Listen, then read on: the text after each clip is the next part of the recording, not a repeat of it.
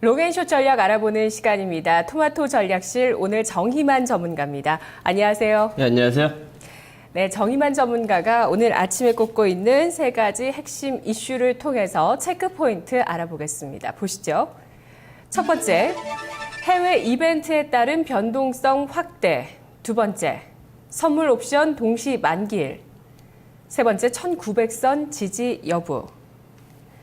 첫 번째 확인하겠습니다. 먼저 해외 이벤트입니다. 이번 주는 정말 굵직굵직한 이벤트들이 많죠. 어떤 것부터 볼까요? 네, 일단 이번 주에 굵직굵직한 이벤트가 많은데 과연 소문난 잔치에 먹을 게 있는지 한번 봐야 될 것 같습니다. 일단 변동성 확대 부분은 계속적으로 좀 얘기가 나올 거로 보여지는데요. 가장 핵심적인 부분은 9월 12일 날 ESM에 대한 독일 헌법재판소의 판결 여부인데요.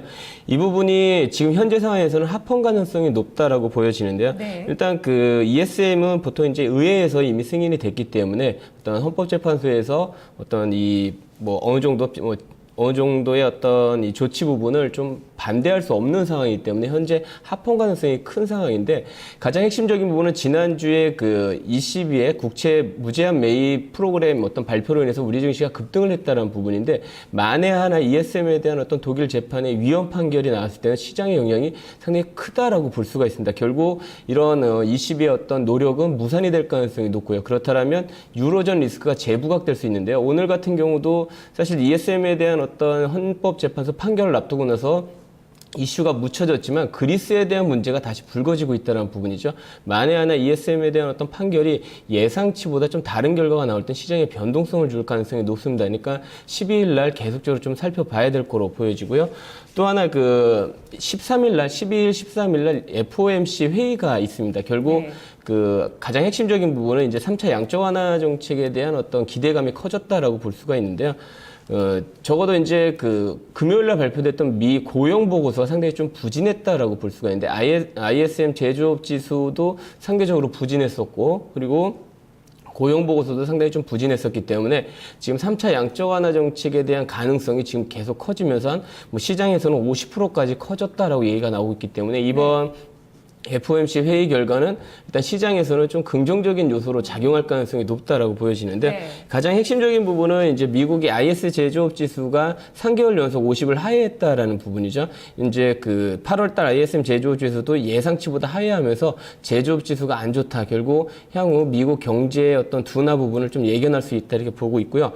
그리고 금요일 날 발표됐던 미국 실업률, 일단 수치로 보면은 괜찮았습니다. 8.1%였기 때문에 어느 정도 다소 안정된 모습이 아닌가 이렇게 보여지는데, 가장 핵심적인 부분은 이제 고용자 수라든지 시간 평균 임금, 평균 노동 시간, 그러니까 실업률을 제외한 모든 부분이 예상치를 하회하면서 시장에서는 오히려 지금 쇼크 수준으로 받아들이고 있다는 부분이죠. 결국 이런 상황에서 3차 양적 완화 정책에 대한 가능성이 커지고 있다 이렇게 볼 수가 있는데, 시장에서는 지금 그 12월 달에 가능성이 있다라고 봤었습니다. 근데 이 고용 보고서가 좀 발표가 되면서 오히려 좀 앞당겨지지 않을까 이렇게 지금 전망을 하고 있고요. 다만 시장에서는 그 미국의 대선이라든지 그리고 ECB의 무제한 국채 매입 프로그램을 발표하면서 오히려 이번 FOMC 회의 때는 오히려 이제 그 3차 양적 완화 정책보다는 지준율 인하라든지 오히려 이제 다른 어떤 정부 정책, 어떤 이런 시장에 신뢰를 줄 만한 어떤 정책이 나올 가능성이 높다라는 부분에서 우리나라 이제 시장에서는 오히려 좀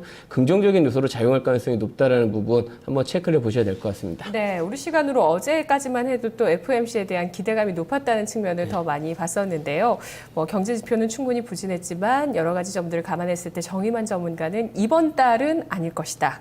근데 지금 가능성이 50%까지 올라왔다는 부분이지 지금 확률적으로는 그러니까 많이 올라간 부분이 아니고요. 그렇죠. 그리고 가장 정치적인 부분을 좀 많이 따져야 될 것 같습니다. 일단 표심이 흔들릴 수 있기 때문에 그 FOMC 회의 부분도 좀 중립적인 어떤 상황에서 좀 정책을 펴지 않을까 이렇게 보고 있습니다. 대선 이후라고 생각하시는 것 같네요. 일단 봐야 되겠죠. 예, 알겠습니다. FOMC 회의에서 QE3가 나올 것이라는 확률이 6, 70%까지 갔던 적도 있었습니다. 그래도 나오지가 않았었죠. 현재는 50% 정도까지 나올 가능성이 높아진 상태라고 합니다. 13일에 FOMC 회의, 또 12일에 ESM 독일 쪽에서의 판결, 이런 것들이 증시의 변동성을 나타낼 요인이 될 수 있다는 측면을 짚었습니다. 두 번째 보겠습니다.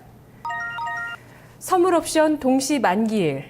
이건 역시도 수급적으로 영향을 주는 이슈이기 때문에 또 특히나 이런 변수가 많은 구간에서는 더 좀 변동성을 일으킬 가능성이 높지 않을까 예상을 할 수밖에 없을 것 같아요. 보통 이제 동시만기일 때는 좀 충격을 많이 줬었습니다. 그러니까 그렇기 때문에 이번에도 어느 정도 충격이 있지 않을까라고 좀 생각이 드는데 일단 동시만기일 날의 어떤 장중의 영향은 해외 이슈로 인해서 움직일 가능성이 높습니다. 미국의 FOMC 회의라든지 그리고 독일 헌법재판소의 어떤 ESM에 대한 판결 이런 부분이 장중에 영향을 줄 가능성이 높지만 그래도 이 동시만기일 날 프로그램 매물 부담이 좀 상존해 있기 때문에 지속적으로 좀 체크를 해봐야 될 것 같고요. 네. 그리고 이번 동시만기일 때는 금융통화위원회에서 이제 금리 인하 결정이 좀 나올 가능성이 높은데 현재 시장에서는 인하 가능성이 90% 정도 예상을 하고 있습니다. 근데 뭐 금리 인하를 하더라도 시장의 영향은 좀 중립적일 가능성이 높습니다. 이미 시장에서는 어느 정도 반영이 됐기 때문에 긍정적인 요소보다는 좀 중립적인 요소로 좀 보여지고요.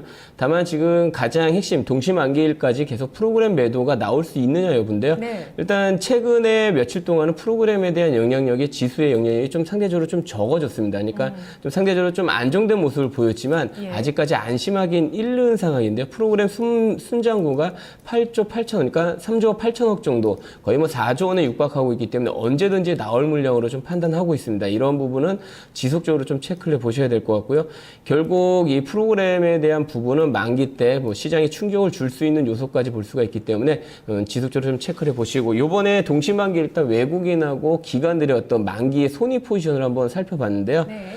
일단 외국인 선물 옵션 만기 포지션 좌측에 있는 부분은 옵션만 순수한 옵션의 만기 포지션이고요. 예, 우측에 있는 거는 이제 선물하고 옵션 합성 포지션인데요.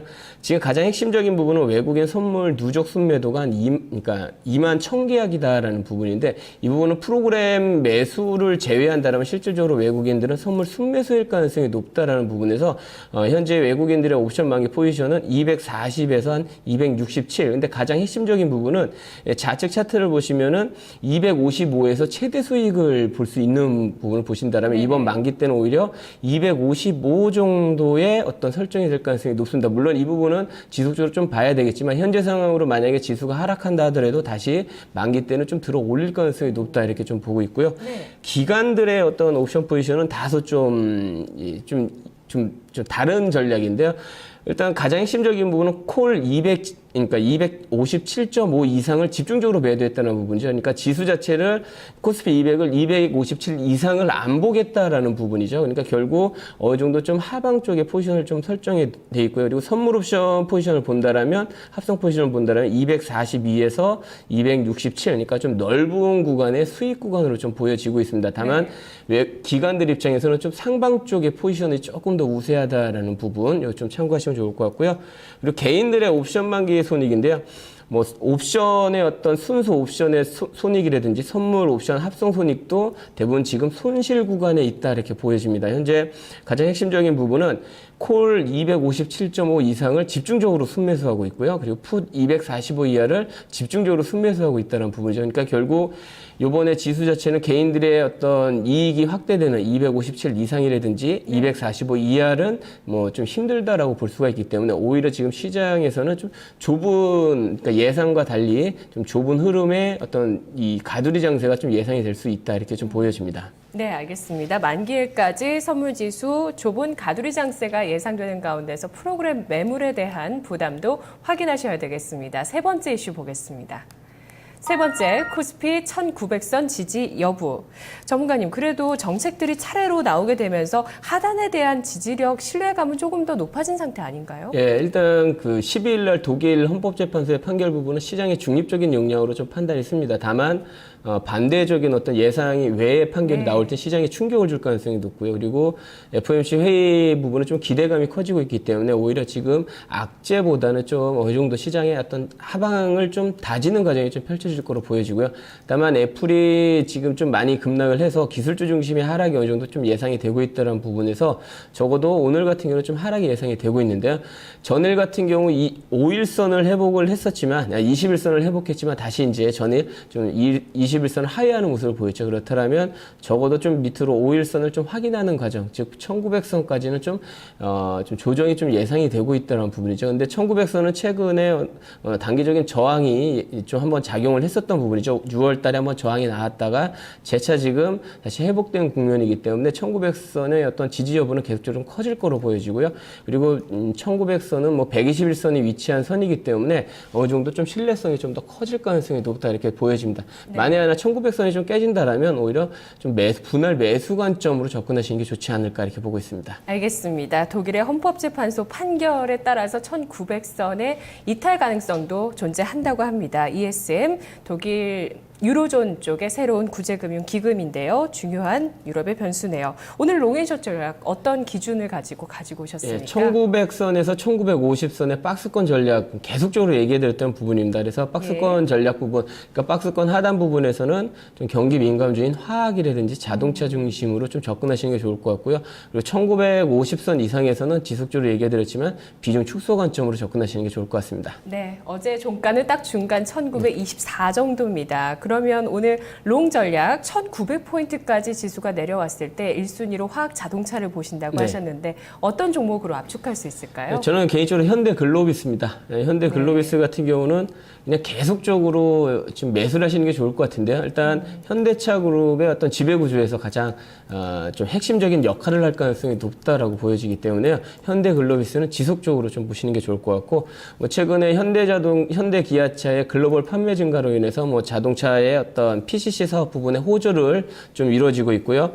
그리고 또 뭐 CKD 부분도 지금 계속적으로 수출이 증가하고 있는 모습인데, 최근에 뭐 현대차 브라질 공장의 어떤 신규 가세로 인해서 매출이 계속적으로 늘어나고 있다는 부분에서 매년 그 20% 이상씩 성장할 회사입니다. 그러니까 네. 현재 상황에서는 어떤 이제 추세선 상단 부분에 위치해 있지만 적어도 하락한다면 지속적으로 매수 관점으로 좀 접근하시는 게 좋을 것 같고요. 네네. 지금 투자 전략으로 얘기를 해드리자면은 매수가는 22만 5천 원, 목표가는 25만 원, 손절가 21만 원을 제시해 드리겠는데요.